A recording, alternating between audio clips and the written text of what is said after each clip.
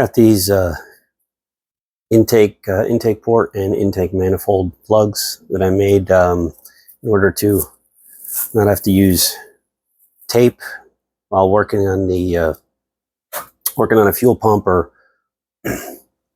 pressure washing the motor, pressure washing parts.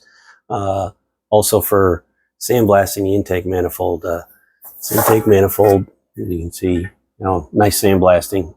Light sandblasting will take much of the make it look a lot better in any case. So this is a just a TPU rubber sleeve, which I slide down into the port, and then a 3D printed plug at the same taper. Push down in, give it a little twist and nudge, and it sits in there very solid. So as a matter of fact, give it a pull, get it out. Also fits in the intake manifold. Slide it in there slightly. Give this a shove. Again, they both have the same taper. Locks in there real nice.